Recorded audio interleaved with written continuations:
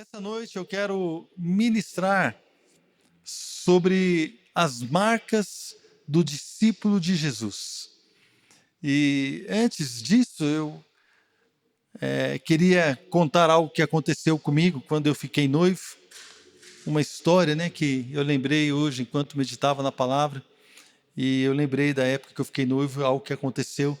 E eu quero compartilhar com vocês. Alguns já conhecem essa história.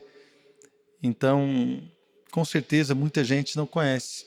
Amém? Vamos orar pela palavra.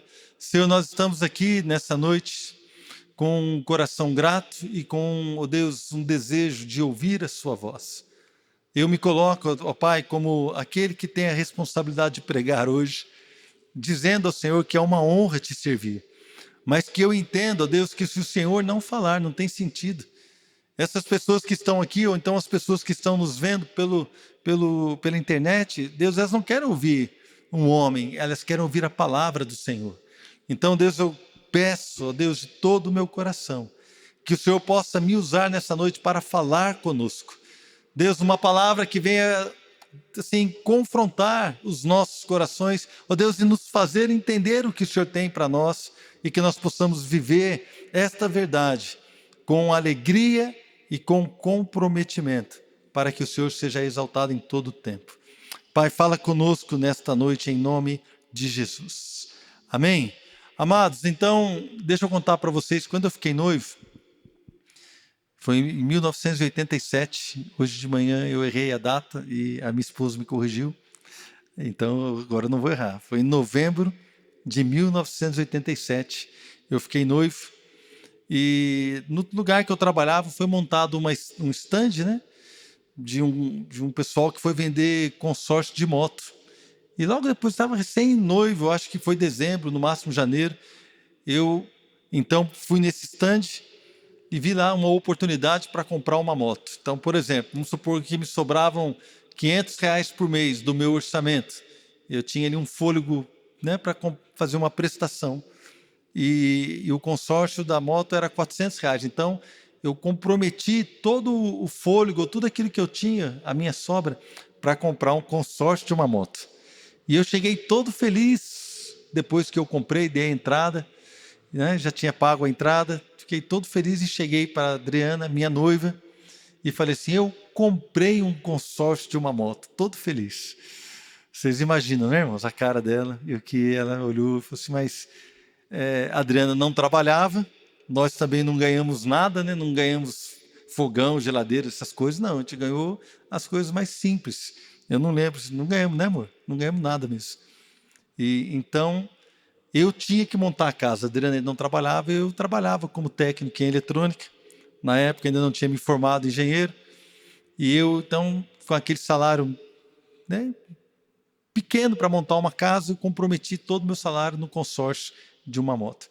E a Adriana falou assim, olha, mas ela me chamou para a realidade. Sabe quando alguém te chama para a realidade? Fala assim, escuta, você quer montar uma casa?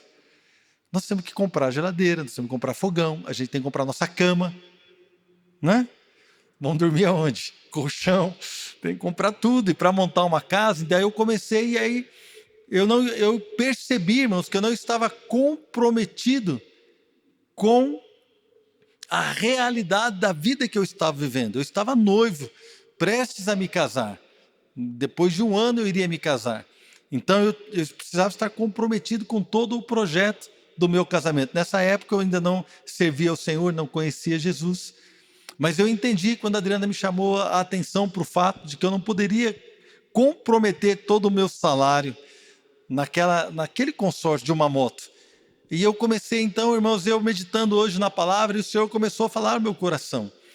Uma pessoa que não entende o seu propósito de vida, uma pessoa que não tem entendimento, ela não consegue se comprometer. Você só consegue se comprometer com uma causa, ou com uma vida, ou com uma proposta de vida, na medida que você entende o que está sendo proposto para você.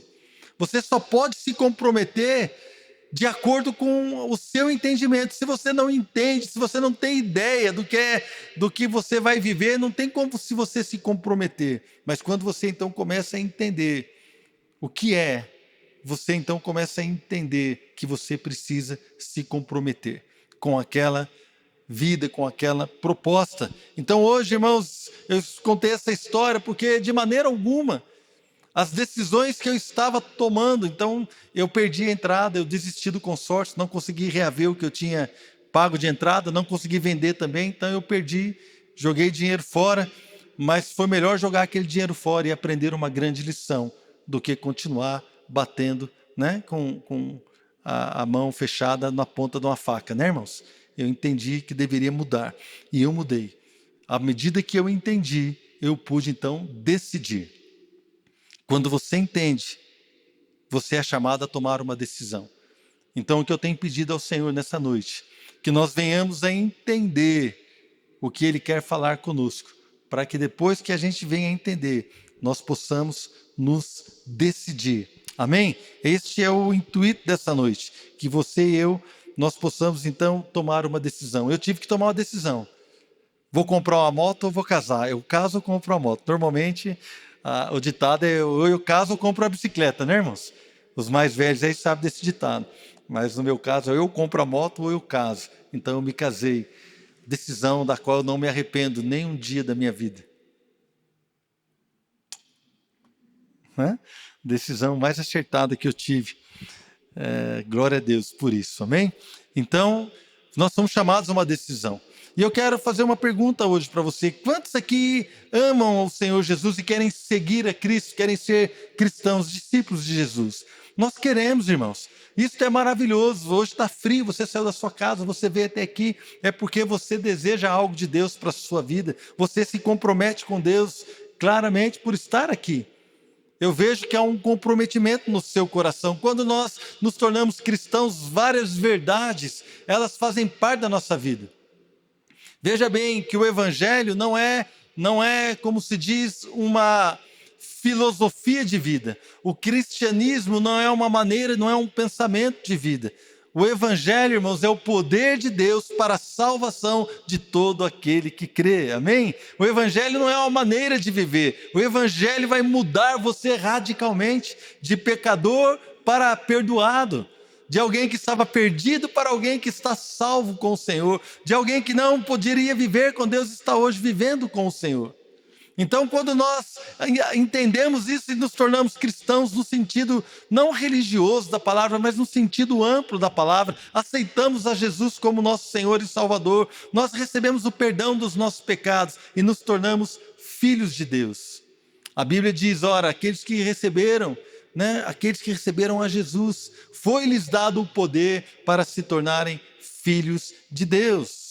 Irmãos, quando nós então recebemos o Senhor, a Bíblia diz que nós somos selados com o Espírito. O Espírito é dado para nós, ele vem habitar em nós, o Espírito Santo. Jesus falou, eu estou indo para o Pai e convém, é melhor que eu vá, porque se eu não for, o Espírito Santo não vem.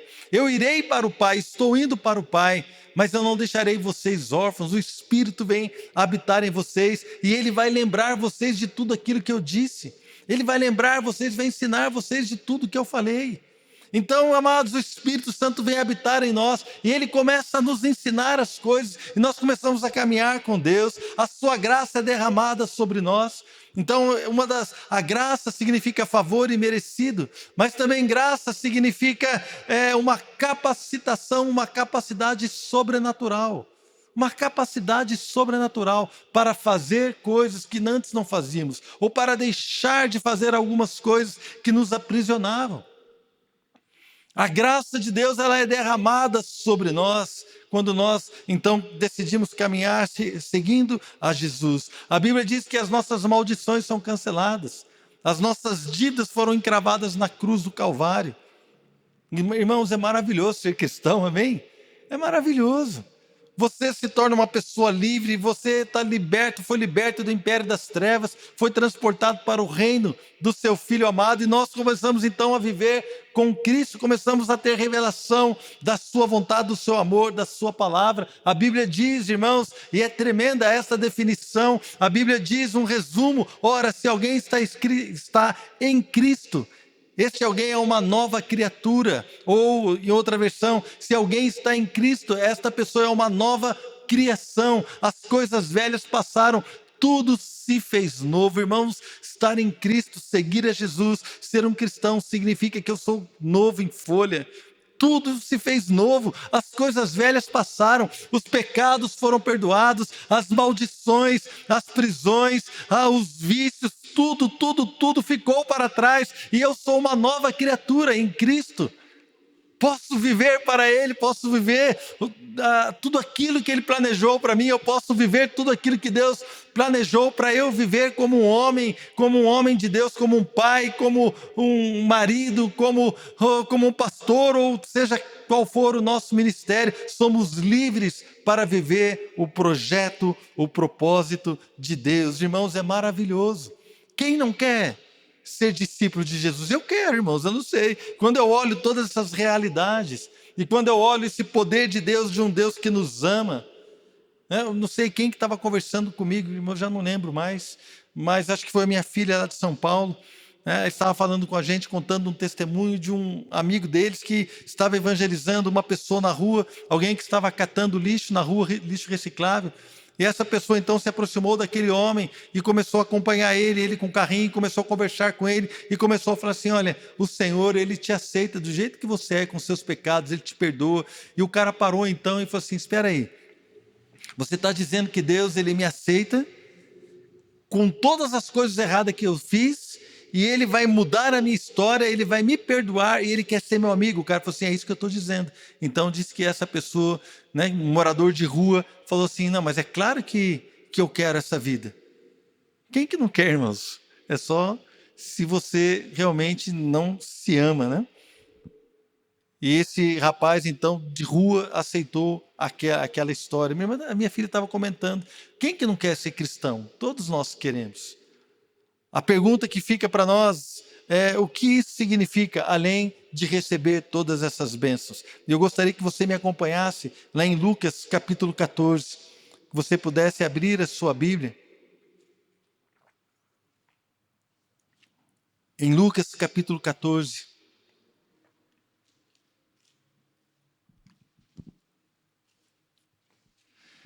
E entender algo muito interessante que está aqui no verso 25, Lucas 14, 25, diz assim: uma grande multidão ia acompanhando Jesus, e este, voltando-se para ela, disse.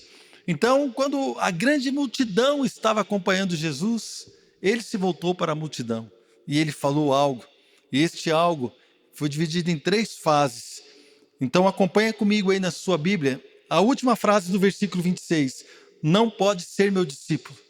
Veja a última frase do versículo 27, não pode ser meu discípulo. E veja a última frase do versículo 33, não pode ser meu discípulo. Então essa frase é repetida 3 vezes nesse trecho do Evangelho.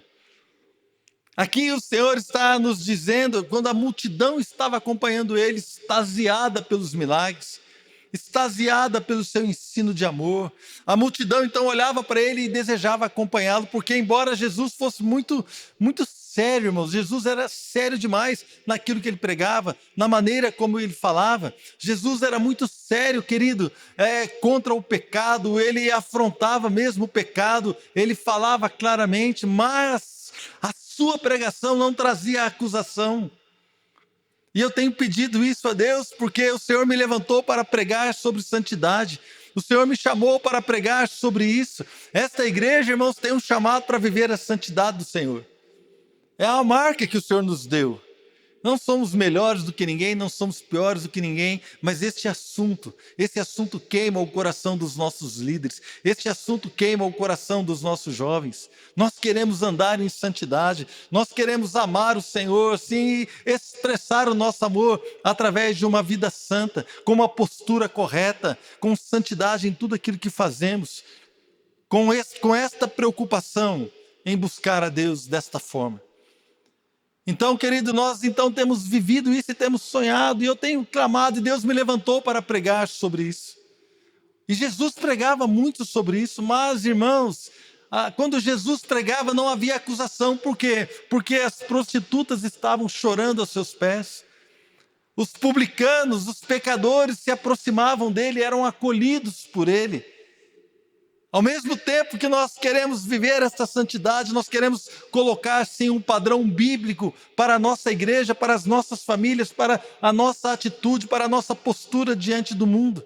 Queremos viver um padrão bíblico e puro, de pureza e santidade, mas também precisamos entender que isso não nos coloca como melhores do que ninguém, pelo contrário, queridos, nós temos que acolher todas as pessoas, precisamos nos colocar com humildade diante das pessoas e amar aquele que está tendo dificuldade com o pecado, amar essas pessoas e caminhar com elas.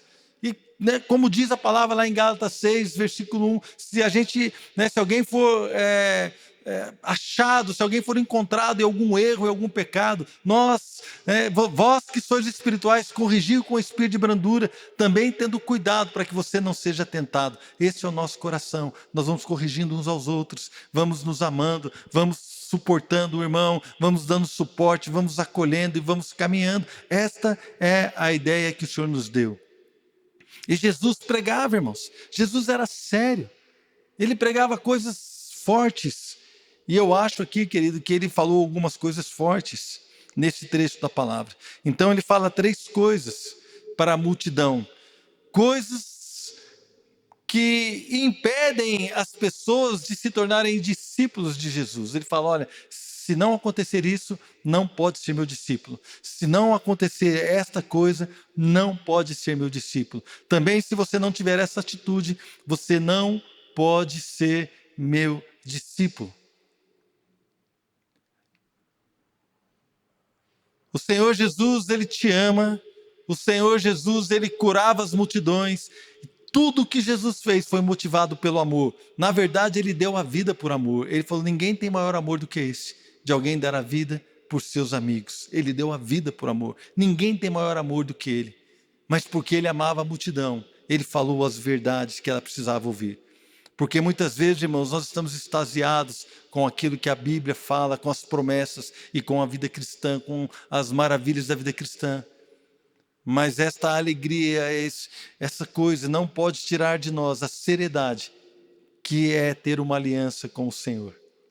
E essa seriedade que o Senhor coloca aqui nesses trechos. Primeira coisa que ele fala, que são as marcas de um discípulo dele. Sem apresentar essas marcas nas nossas vidas, nós não podemos ser discípulos de Jesus. Não podemos ser discípulos de Jesus se não tivermos essas marcas. Primeira marca, amor a Deus. Então aqui no versículo 26, o Senhor Jesus diz, se alguém vem a mim e ama o seu pai, a sua mãe, sua mulher, seus filhos, seus irmãos e irmãs, e até a sua própria vida mais do que a mim, não pode ser meu discípulo. É forte, né, irmãos? Muitas vezes quando comecei na minha caminhada cristã, eu olhava isso e eu achava isso muito duro. Mas eu não posso amar o meu pai, a minha mãe, não é isso que ele está dizendo. Ele está dizendo até assim, até mesmo a si mesmo, né? Até a sua própria vida. Aquele que ama a sua própria vida mais do que a mim, não pode ser meu discípulo. Então, com a caminhada na vida cristã, amadurecendo nas coisas espirituais, eu comecei a entender que para amar a minha esposa, que para amar os meus pais, que para amar as minhas filhas, eu precisava amar a Deus acima de todas as coisas. Porque quando eu amo a Deus acima de todas as coisas, eu não amo mais a minha esposa com amor egoísta. Eu já não amo mais as minhas filhas com amor egoísta da maneira que eu acho que elas precisam ser amadas, mas eu começo a amá-los da maneira que Deus quer que elas sejam amadas. E eu começo a entender então que quando eu amo a Deus acima de todas as coisas, eu me coloco, irmãos, diretamente conectado com a fonte do amor, porque Deus é amor. E o amor de Deus é derramado em nossos corações pelo Espírito. Amém? O amor de Deus é derramado no seu coração pelo Espírito. Você quer amar a Deus de uma maneira correta? Você quer amar as pessoas de uma maneira correta? Ame a Deus acima de todas as coisas. Marcos diz, lá no capítulo 12, ele fala que um dos mestres da lei se aproximou e perguntou para Jesus, de todos os mandamentos, qual é o mais importante? E Jesus respondeu, o mais importante é este, ouve, ó Israel, o Senhor, o nosso Deus é o Senhor, o único Senhor. Ame o Senhor, o seu Deus, de todo o seu coração, de toda a sua alma, de todo o seu entendimento e de todas as suas forças. E o segundo é este, ame o seu próximo como a si mesmo. Não existe mandamento maior do que estes. Então, amar a Deus de todo o coração, de toda a alma, de todo o entendimento e de todas as forças, querido, significa que nós vamos estar ligados a Ele e desfrutar de uma fonte inesgotável de amor. É quando você está cheio do Espírito Santo que o amor flui através da sua vida. Amém, queridos? Quantos já tiveram oportunidade de repente estar andando assim num lugar e você estava cheio do Espírito, ou Deus estava falando com você e você vê uma situação, você chora com aquela situação, ou então você tem vontade de ministrar o Evangelho? Quantos fazem isso? Irmãos, eu lembro do dia que eu orei, estava tão cheio do Espírito, eu estava saindo de casa e eu passei de carro, tinha um rapaz mexendo como é que chama aquilo ali, cara? De construção, numa caçamba de construção. Ele estava ali mexendo, estava chovendo, já um homem, e ele ali mexendo, tentando pegar um pouco de papelão, tentando pegar umas coisas. Eu parei o carro do lado dele, eu botei a mão na minha carteira, tirei uma nota alta, e eu peguei, vem cá, ele veio, pois não, ele não me pediu nada, eu falei assim, eu quero dar isso aqui para você, porque Deus te ama, e eu quero abençoar a sua vida hoje. O cara pegou dinheiro, ficou sem entender nada, irmãos, e eu peguei e fui embora com o carro, feliz da vida, porque Deus me fez fazer isso. Não, irmãos, não faço isso. Se o cara me pede, já sou ruim para dar, irmãos, porque eu já acho que o cara vai fazer uma coisa errada, é complicado. Mas naquele dia o Senhor me moveu a fazer algo que eu não fazia normalmente. Quando você está cheio do amor a Deus, quando você está amando a Deus, quando você está nesta posição de vida, você começa a fazer coisas que você nunca fez. Deixa eu ver aqui na igreja. Quem já fez coisas assim que você não faz normalmente, movidos pelo Espírito Santo? Olha, quase todo mundo. Não são situações maravilhosas, irmãos? Onde Deus ele pode se revelar através de mim, através de você, o amor dele sendo revelado. Então, Jesus falou, aquele que não me ama acima de todas as coisas, não pode ser meu discípulo. Não pode, querido. Porque quando você não ama a Deus acima de todas as coisas, você vai procurar viver a sua vontade egoísta. Você vai procurar fazer aquilo que agrada a você. E você não vai entender que amar a Deus acima de todas as coisas significa você ser movido por uma paixão a Deus, não mais por uma paixão às suas próprias coisas, mas amar a Deus acima de todas as coisas. Segunda coisa que ele diz que nós precisamos ter como marca de discípulo de Jesus, está no versículo 27 do capítulo 14. E aquele que não carrega a sua cruz e não me segue, não pode ser meu discípulo. Carregar a cruz. Se eu não carregar a minha cruz, eu não posso ser discípulo de Jesus. Irmãos, ser cristão implica em ter uma cruz para carregar. Pouco antes, no capítulo 9, lá no versículo 23, Jesus também falou sobre isso. A Bíblia diz aqui, Jesus dizia a todos, se alguém quiser acompanhar-me, negue-se a si mesmo. Tome diariamente a sua cruz e siga-me. Pois quem quiser salvar a sua vida, perderá. Mas quem perder a vida por minha causa, este a salvará. Pois que adianta o homem ganhar o mundo inteiro e perder-se ou destruir a si mesmo? Se alguém se envergonhar de mim e das minhas palavras, o Filho do Homem se envergonhará dele quando vier em sua glória e na glória do Pai e dos santos anjos. Levar a sua cruz significa negar-se a si mesmo e não se envergonhar de Jesus e das suas palavras, não ter vergonha do Evangelho. Por isso que Paulo fala, eu não me envergonho do Evangelho, porque é o poder de Deus para a salvação de todo aquele que crê. Não se envergonhar, irmãos, do Evangelho. Sabe o que significa isso? É se identificar com Cristo. Jesus falou, se você quer me seguir, pegue a sua cruz, porque ele tinha a cruz dele para levar. E eu e você precisamos pegar a nossa cruz. A cruz para Jesus era a vontade de Deus, e a cruz para mim e para você é a vontade de Deus. É aquilo que Deus tem. Não é aquilo que eu quero fazer, mas é aquilo que Deus tem. Irmãos, como eu já falei outras vezes, eu amava jogar futebol, gostava mesmo.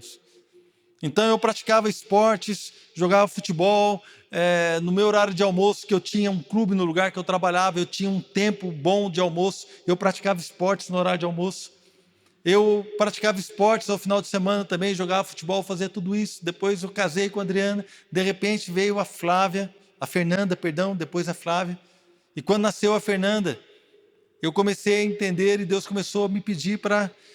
Eu tinha outras responsabilidades. A Adriana ia de ônibus trabalhar e voltava de ônibus, mesmo grávida, irmãos. Mas quando a Adriana, então, nasceu a Fernanda, eu comecei a voltar. Ao invés de ficar no horário de almoço, no meu trabalho, praticando esportes, eu pegava o carro, a gente só tinha um, e eu ia buscar a Adriana, eu ia pegar a Adriana, eu ia levar a Fernanda. E depois a Flávia veio a mesma coisa. E um dia Deus falou comigo. Deus falou para mim assim: Marcelo, você é o marido e o pai nessa casa. Eu tenho uma tarefa para você. Eu falei assim: amém, Senhor, eis-me aqui. E ele falou assim: você vai cuidar da sua esposa, você vai cuidar das suas filhas, se sobrar tempo, aí você vai cuidar de você.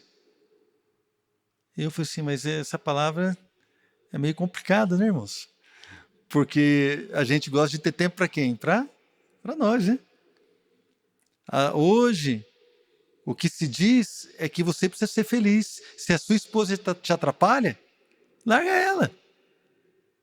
Se os teus filhos te atrapalham, deixa eles. Porque você merece ser feliz. Eu quero dizer para você, não há felicidade fora do Evangelho.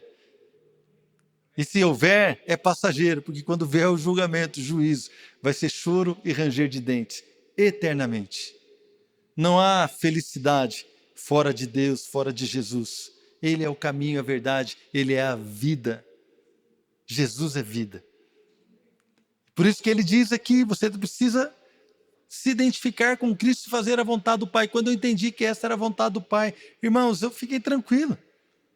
Com alegria, irmãos, com prazer. Eu ficava com... Tinha final de semana, a Adriana cansada, porque ela trabalhava meio período, ficava em casa com as meninas e tal. Eu chegava sábado, eu via que a Adriana estava cansada, eu pegava a Fernanda, pegava a Flávia, e eu saía com as duas, deixava a minha esposa quieta em casa. Eu falei assim: meu amor, pode fazer, o que você quer fazer? Quero dormir até mais tarde. Fica tranquila, deixa que eu cuido das crianças. Eu acordava mais cedo, fazia o café, preparava, pegava as meninas, ia para uma praça, ia para um clube, e levava elas para o shopping, passeava, saía com elas, depois eu voltava, a Adriana estava descansada, feliz da vida. Sabe por quê, irmãos? Porque Deus me pediu algo e eu cumpri com alegria. Amém? Então, quando nós andamos dessa forma, você está negando a si mesmo. Está fazendo aquilo que Deus está te pedindo. Vai dar certo, irmãos. Não vai dar errado. Porque se você quer ser discípulo do Senhor, você precisa negar a si mesmo, tomar a sua cruz, se identificar com a vontade de Deus. Qual é a vontade de Deus para a sua vida? Você hoje é adolescente? Qual é a vontade de Deus para a sua vida? Você hoje é um jovem? Qual é a expectativa de Deus para a sua conduta, para a sua postura, para a sua vida como jovem? Você hoje está casado, casada? Qual é a ideia de Deus? Qual é o propósito de Deus? Você é capaz de abraçar aquilo que Deus tem para você? Se você é capaz de abraçar aquilo que Deus tem para você, negando a si mesmo, sem se envergonhar do Evangelho, você pode ser discípulo de Jesus. Se você se envergonha e se você não abre mão da sua vida, você não pode ser discípulo de Jesus. Não pode ser meu discípulo, disse o Senhor. E ele falou isso porque ele amava. Ele não falou isso para ser chato, irmãos. Ele não falou isso para ser, eu quero tudo, mas não, é porque ele sabe que se nós dermos vazão à nossa vontade, se nós não nos identificarmos com ele, com o propósito do Pai, nós vamos dar com os burros na água, nós vamos dar de mal a pior. Mas se nós então entrarmos por aquilo que Deus está nos falando, nós vamos ter vida e vida em abundância, vamos viver todas as promessas do Evangelho, vamos viver o que é ser uma nova criatura, totalmente livre do passado, das prisões, do engano, e vivendo para profetizar, vivendo para proclamar as verdades do Senhor na nossa vida e na nossa família. Que coisa maravilhosa um filho poder olhar para um pai e falar assim: meu pai é um homem de Deus, minha mãe é uma mulher de Deus. Que coisa maravilhosa, irmãos, eu como pai olhar para as minhas filhas e falar assim: minhas filhas são mulheres de Deus, os meus genros são homens que amam a Deus. Que coisa gostosa, irmãos, quando nós olhamos e vemos. E sabe qual é a marca de um discípulo? É aquele que abre mão de muitas coisas, de muitos prazeres, para poder servir a Cristo. Mas não, hoje em dia o que está na moda é a pessoa ser feliz a qualquer custo. Então o jovem, ele tem a sua vida sexual ativa, porque ele precisa sentir o prazer, porque está na moda o casal de namorado, mesmo dentro da igreja. Ter relações antes do seu casamento. Está na moda hoje o adultério, irmãos, então a pessoa pode ter casos extraconjugais, ou então a pessoa abandona o seu marido, abandona a sua esposa, porque ele merece ser feliz. Eu quero dizer para você, não pode ser discípulo de Jesus quem abraça essas causas de coração aberto e não se arrepende, não pode ser. Mas se você quer ser discípulo de Jesus, viver verdades maravilhosas, querido, creia que está aqui um Deus maravilhoso, está na sua casa, onde quer que você esteja, está aí diante de você um Deus maravilhoso, com os braços abertos, pronto para te acolher, pronto para te fortalecer, pronto para te perdoar, pronto para te ajudar, porque se você errar, irmãos, não tem problema, o problema é permanecer no erro, porque aquele que se humilha será exaltado. Então esse é o chamado de Deus para nós. A terceira coisa que ele fala, que não pode ser seu discípulo, começa ali em Lucas capítulo 14, versículo 28.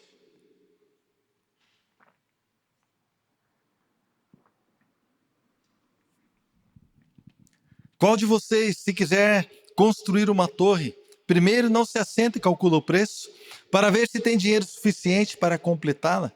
Pois se lançar o alicerce e não for capaz de terminá-la, todos os que a virem rirão dele. Este homem começou a construir e não foi capaz de terminar. Então essa parábola está falando de alguém que deseja construir algo.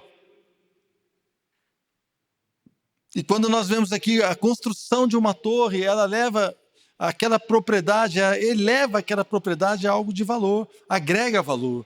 Então, é alguém que tem uma fazenda, mas ele constrói uma torre.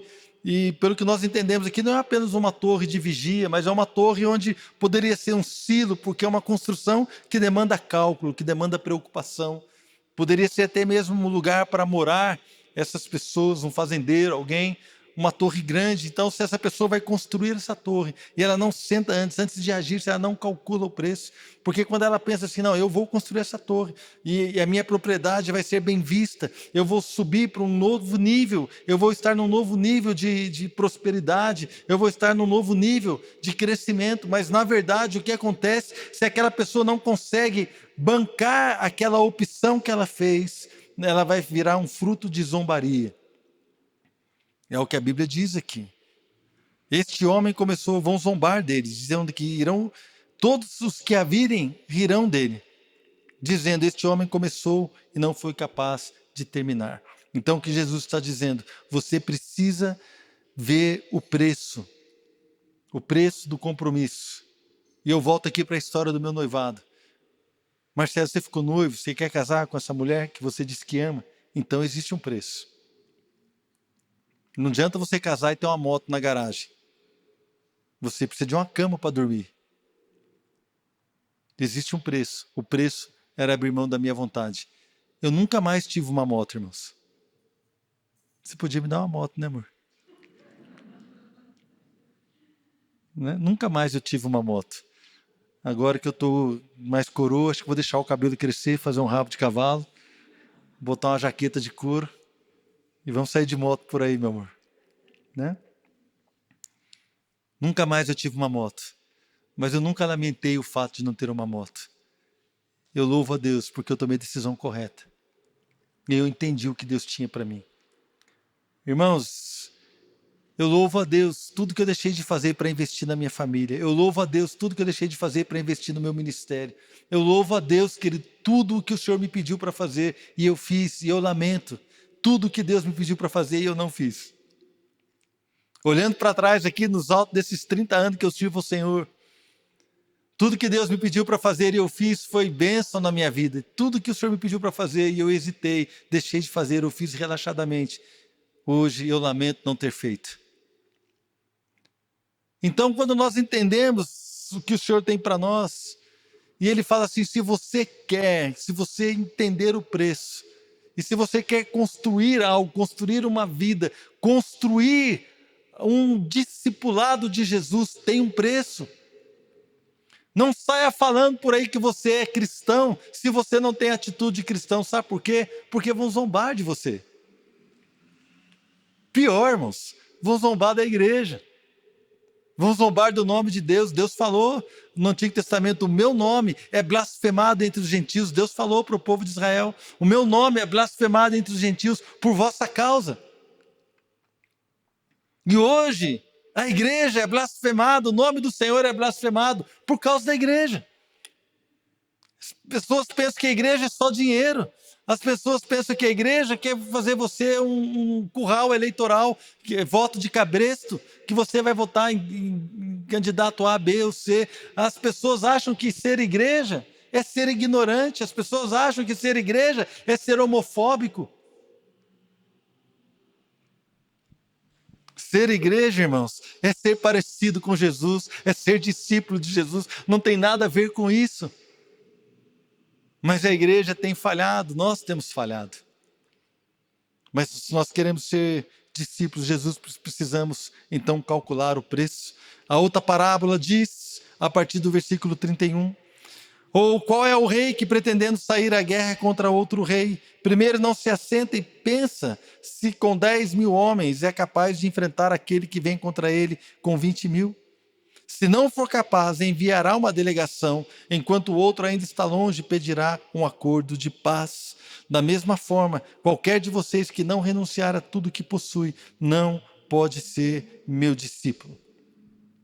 Se nós não tivermos esse desejo de renúncia no nosso coração, não podemos ser discípulos de Jesus.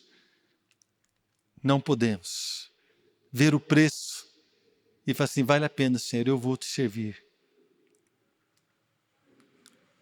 Amém, queridos? Vocês estão muito quietos. Quando Jesus olhou para a multidão e a multidão estava seguindo, ele falou assim: que bom que esse povo está aqui, está vendo aquilo que está sendo ministrado, aquilo que está sendo pregado, está podendo conhecer o meu amor, mas eu preciso alertá-los que para ser meu discípulo, precisa carregar na sua vida algumas marcas. E essas são as marcas do discípulo de Jesus. A igreja precisa apresentar as marcas do discípulo, você precisa. Somos chamados para sermos discípulos do Senhor. Amar a Deus acima de todas as coisas tem a ver com a paixão que nos move. Amém? Você é apaixonado pelo Senhor? Se você é apaixonado pelo Senhor, você vai se mover na direção dele. Você não vai praticar algumas coisas, você vai desejá-lo, você vai desejar conhecer a Deus. Irmãos, quando eu me converti, na época, eu lembro que eu fiquei tão apaixonado pelo Senhor. A Adriana tinha um consultório, minha esposa é dentista, já era, né? É dentista aposentada, não trabalha mais. Mas na época que nós nos convertemos, ela tinha um consultório junto com uma moça. E então eu chegava do trabalho, chegava lá à noite, a Adriana estava trabalhando de um lado no consultório e eu ficava deitado na cadeira, que era da outra dentista, ficava deitado lá e eu ficava lendo a Bíblia, eu comia a Bíblia, irmãos. O Novo Testamento eu lia, e eu chorava de apaixonado pelo Senhor. Apaixonado, irmãos. Movido por um desejo. Irmãos, tem pessoas que estão na igreja nunca leram o Novo Testamento, irmãos. O Novo Testamento é facinho de ler, irmãos. Nunca leram. Se você é apaixonado, se você ama a Deus acima de todas as coisas, você precisa ler a sua palavra, conhecê-lo, ser movido pela paixão. Sabe, a paixão ela nos leva a fazer coisas, irmãos, que nós não faríamos se não estivéssemos apaixonados. Comecei a namorar a Adriana, eu tinha 16 anos, era apaixonado pela Adriana. Na época, hoje eu sou mais apaixonado ainda.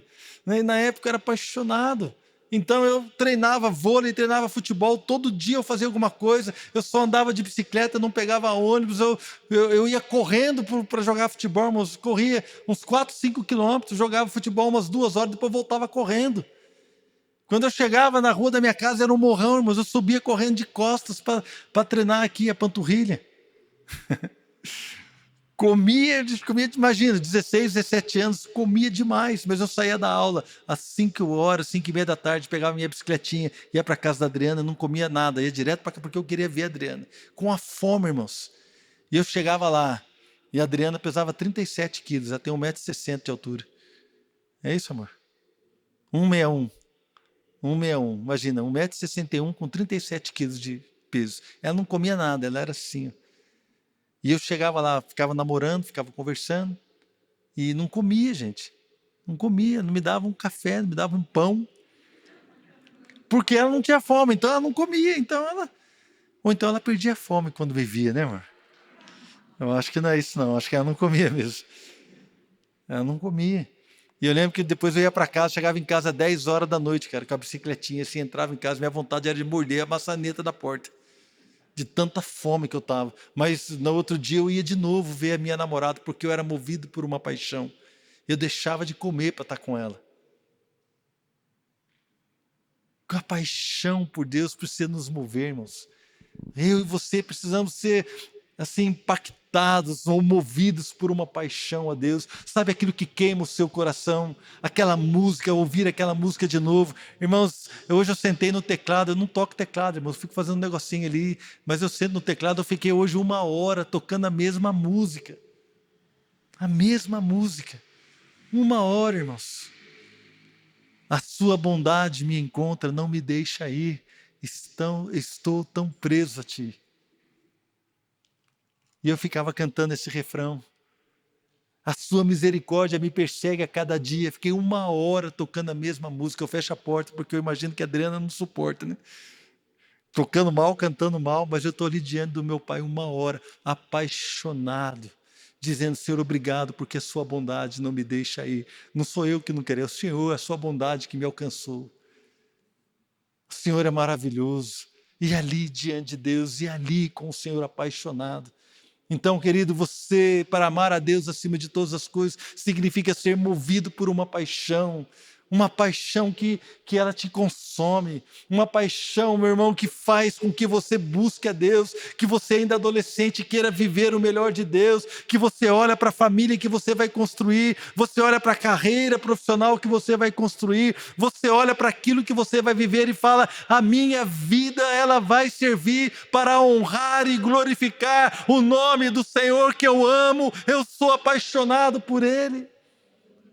Então o jovem, ele então vê uma moça, ele quer namorar com ela, e ele fica apaixonado por ela, mas ele olha para ela e ele fala assim: eu quero casar com esta mulher, porque eu amo a Deus, eu quero fazê-la feliz, e eu vou construir uma família, nós teremos filhos que serão maravilhosamente abençoados, e vão fazer a diferença aonde quer que eles estejam, a minha família vai servir ao Senhor. Deus, eu quero me casar, para que o Senhor seja glorificado na minha casa. Alguém apaixonado pelo Senhor, movido por esta paixão. Aonde está a igreja que é apaixonada pelo Senhor?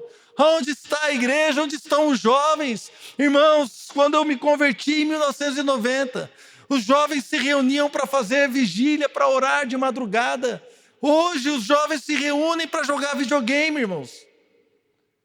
Nada contra, se você gosta de jogar videogame, pode jogar, eu não tenho nada contra isso. Mas onde estão os jovens que se reúnem para orar, para chorar na presença do Senhor, para profetizarem, para estarem clamando pelo mover de Deus, para alcançar vidas e mudar a história da nossa nação, das nossas famílias? Aonde está? Onde estão? Irmãos, eu lembro que eu orava na igreja, eu ia de manhã na igreja e ficava orando, e havia um grupo de irmãos que oravam, e um dia eu lembro quando a Fernanda foi ministrar louvor na igreja que nós estávamos, a Fernanda tinha 11 anos, e a Fernanda então ela levantou a mão diante de quase 1000 pessoas, e começou a cantar, começou a ministrar, e começou a profetizar, e começou a ministrar, e foi um fogo, irmãos, foi uma bênção. E chegou o irmão para mim e falou assim: ô pastor, tudo bem? Eu falei: tudo bem, mas o que foi? Não, hoje eu ouvi a Fernanda cantando, eu quero te pedir perdão. Eu falei assim: ué, por quê? Porque eu sempre achei ridículo você orar pelo ministério da sua filha. Sua filha tinha 3 anos de idade. E você ficava orando, e eu via você andando para um lado para o outro na igreja, e eu abençoo o ministério das minhas filhas vão fazer a diferença. E eu achava ridículo, porque uma tinha 3 anos, a outra tinha 1 ano. E eu falei assim: gente, que cara louco. Mas hoje eu entendi o que você estava fazendo. Você estava declarando o que Deus ia fazer na vida delas. E Deus está fazendo ainda. Amém? Então, querida, onde estão os pais com filhos pequenos que estão orando, clamando? Irmãos, aquilo que o homem semear, ele vai colher. Onde estão aqueles que oram? Amém? Então, amar a Deus acima de todas as coisas tem a ver com a paixão que nos move. Já estou terminando. Carregar a sua cruz tem a ver com a identificação com Cristo. Jesus fala assim como eu estou carregando a cruz, vocês vão carregar a cruz. Identificar-se com Cristo. Jesus, ele entendeu que a cruz era a vontade do Pai. E quando nós carregamos a nossa cruz, estamos fazendo a vontade do Pai para nós. É nos identificar com Jesus. Ora, como diz Paulo aos Filipenses, tende em vós o mesmo sentimento que houve em Cristo Jesus, o qual não julgou como usurpação ser igual a Deus, mas esvaziou-se, da sua forma, de Deus, divina, e se fez homem, e foi obediente até a morte. Morte de cruz, ele foi obediente até a morte de cruz, pelo que Deus lhe exaltou, lhe deu o nome que está acima de todo nome, diante do qual todo joelho se dobrará. Amém, irmãos? Então, Paulo fala, tende o mesmo sentimento em vós que esteve em Cristo. Tomar a cruz é nos identificar com Ele. É negar a nós mesmos para fazer uma vontade maior. Paulo, Isaías diz, os meus pensamentos, são mais altos do que os vossos pensamentos, e os meus caminhos são mais altos do que os vossos caminhos. Deus fala através do profeta Isaías. E a renúncia, sem a qual ninguém pode ser discípulo de Jesus, tem a ver com a disposição do seu coração e do meu coração. Você tem disposição de renunciar? Se você tem disposição de renunciar, você está pronto para ser um discípulo abençoado de Jesus. Se você não tem disposição para renunciar, eu preciso te dizer, não pode ser um discípulo de Cristo. Parece forte, né, irmãos? Mas é a realidade. É a realidade abençoadora. Como eu disse, não é para lançar peso, não é para lançar culpa. Não é nada, irmãos. Não, de maneira nenhuma. O Senhor Jesus, quando ele vira para a multidão, ele começa a falar estas coisas, é porque ele amou a multidão. Se vocês ficarem olhando só as bênçãos, se vocês ficarem olhando só as coisas, se vocês não entenderem que existem as marcas do discípulo, vocês não vão viver toda a vontade do meu Pai, e vocês não vão cumprir aquilo que a igreja precisa cumprir. Não pode ser meu discípulo. Quantos querem ser discípulos de Jesus? Você quer? Deus está trazendo essa palavra para nós. Lembra que eu falei? Quando você não entende, você não se compromete. Talvez tem pessoas que não se comprometem com a causa do reino. Você olha as redes sociais, aquele irmão, aquela irmã estão curtindo ou estão talvez repostando coisas sensuais, cantores ou letras de músicas que falam contra a família, que falam contra Deus, que falam contra a igreja. Pessoas estão aí repostando coisas de famílias. Eu lembro de uma pessoa que, quando queria fazer o casamento, veio falar conosco, foi falar com a Adriana, e eu sugeri, ela queria tocar algumas músicas do mundo no casamento dela. E eu sugeri, irmã, por que você não toca louvor? Tem tanto louvor bonito para você tocar no seu casamento. Ela, não, eu quero tocar. E ela falou o nome de um... Esqueci o nome é de uma música clássica. De uma música clássica, um compositor de música clássica. E a Adriana, você já viu a história desse cara? Aí ela foi estudar, e a Adriana foi estudar também. Ele compunha, irmãos, assim, em êxtase, esotérico. Era um cara que mexia com bruxaria, mexia com esoterismo, e ele compunha as músicas dele baseado naquilo ali que ele recebia. Aí quando essa irmã foi conversar com a Adriana de novo, ela falou assim, não precisa nem falar, pastora, eu já entendi. Por quê? Porque não se compromete com a causa. Meu irmão, deixa eu te falar algo, servir a Cristo é coisa séria. Amém? Servir a Jesus é sério demais.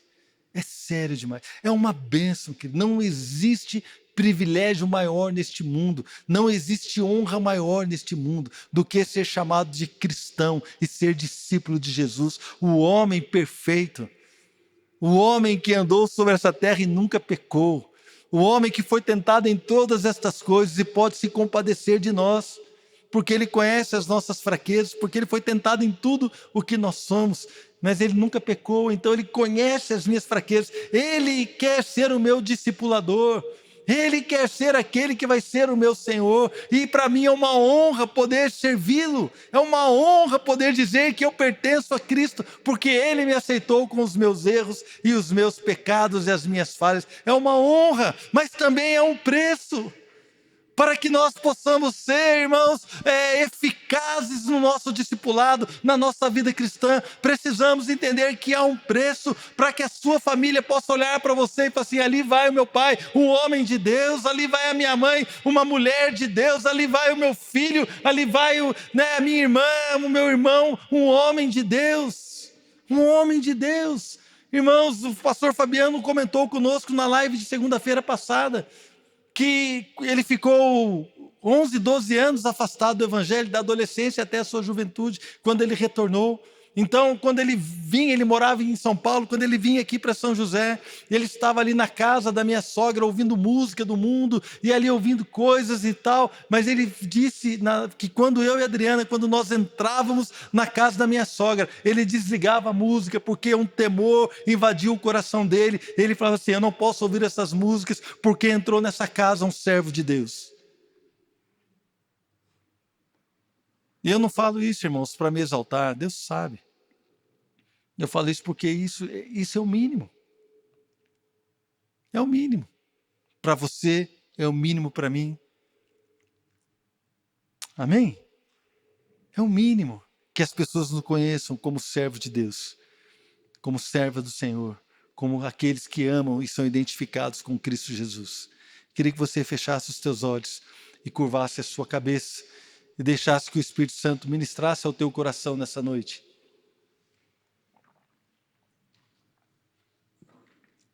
Certamente, querido, Deus falou conosco. Certamente Deus falou ao nosso coração neste lugar. Com atitudes que precisamos melhorar, com atitudes que precisamos entender e tomar uma decisão. Eu quero que você então agora, você está apta a tomar uma decisão. Você quer ser discípulo de Jesus e viver todas as realidades do Evangelho para a sua vida?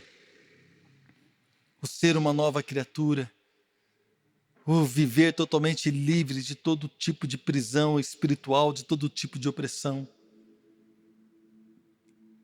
Você quer viver a realidade? Ser discípulo de Cristo implica outras coisas maravilhosas, irmãos. Jesus falou assim: aqueles que creem em mim farão as mesmas obras que eu faço e farão ainda maiores. Irmãos, é você ter um ministério frutífero, ter poder de Deus sobrenatural na sua vida. Imporão as mãos sobre os enfermos e os curarão, falarão novas línguas. Ser discípulo de Jesus implica em ter ousadia diante dos problemas, diante das lutas. Ser discípulo de Jesus implica em viver tudo isso livre das maldições. Mas também implica num posicionamento diante do Senhor. Se o Senhor está falando com você hoje e pedindo para você mudar uma ou outra coisa, um ou outro posicionamento, se você está aí agora e ouvindo o Espírito, fale com Ele, enquanto o Dudu ministra uma canção. Ore, querido, ore e fale com o Senhor. Deus, eu preciso consertar isso, me ajuda. O Senhor vai te abraçar, meu irmão, vai te acolher. Eu tenho certeza, em nome de Jesus. Gostaria que todos os jovens, solteiros, adolescentes, ficassem de pé. Então você que é jovem, solteiro, adolescente, fique de pé. Aí no seu lugar. Quero orar com você nessa noite. Querido, eu sinto que Deus quer marcar o coração de vocês. O Senhor quer marcar vocês de uma maneira especial. Deus quer levantar uma geração que o ama. Deus quer levantar uma geração que o ama. Eu quero profetizar sobre vocês nessa noite, que vocês farão a diferença. Vocês farão a diferença. Eu libero essa palavra sobre a vida de vocês. A família que vocês irão construir é uma família que vai fazer a diferença, que vai glorificar o nome do Senhor. Eu quero liberar uma palavra sobre você nesta noite. Oh, querido, a carreira que você vai fazer, os lugares onde você for trabalhar, o nome do Senhor será glorificado. Deus quer usar a sua vida para se revelar àqueles que estarão ao redor de vocês. Por isso Deus quer marcar o coração de vocês com este amor, com esta paixão que vai mover as suas atitudes. Queridos, os olhos de vocês serão agora dirigidos para o Senhor, para as coisas de Deus.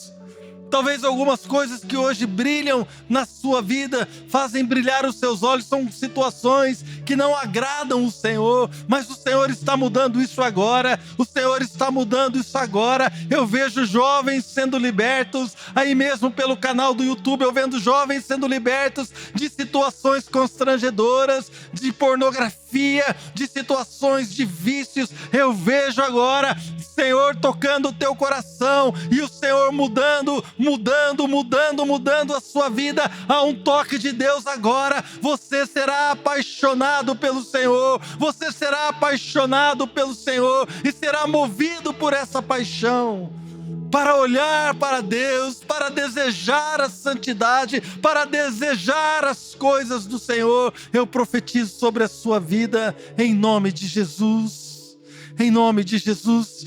Obrigado, irmãos, pode sentar. Eu quero convidar você que é casado, coloque-se de pé. Eu quero também profetizar sobre a sua vida, sobre a sua família. Pai, eu quero declarar sobre esses irmãos que estão aqui. Você está com a sua esposa, se está com seu marido, pode aproximar como os irmãos fizeram aqui. Aproxime-se aí do seu irmão. Isso. Eu quero profetizar também sobre você, querido. Ainda é tempo de consertar aquilo que precisa ser consertado. Algumas pessoas, e aí também que me acompanham, eu vejo algumas pessoas construindo muros de separação entre o marido e a mulher, porque talvez falta um ou outro entendimento, uma outra situação, e estão sendo construídos muros que estão afastando você. Eu vejo muros sendo construídos entre o casal, e vocês talvez vão estar na mesma casa, mas separados espiritualmente, porque o marido deseja uma coisa, a esposa deseja outra. Eu vejo assim princípios e valores diferentes, principalmente na área espiritual, na área ministerial. E eu quero liberar uma palavra nessa noite em nome de Jesus. Sejam quebrados todos os muros que estão sendo construídos por Satanás. Seja quebrado agora em nome de Jesus. Todo espírito de divisão que tem sido colocado, que tem assolado essas famílias, caia por terra em nome de Jesus. Oh, pessoas que estão presas no adultério, pessoas que estão presas na pornografia, pessoas que estão presas, oh querido, em nome de Jesus, seja livre, seja livre, seja livre, em nome de Jesus. Há um novo tempo, um tempo de ser apaixonado por Deus, um tempo de ser discípulo do Senhor, um tempo de viver essas realidades. Recebe aí, querido, na sua casa. Você que está aqui na igreja, receba a cura, receba agora em nome de Jesus, em nome de Jesus. Queria convidar toda a igreja agora a se colocar em pé. Ah, meu irmão, é um privilégio servir a Deus, amém? Você concorda? É um privilégio. Como não ser apaixonado? Como não amá-lo? Com toda a nossa força, com todo o nosso entendimento, com toda a nossa alma, com tudo aquilo que temos.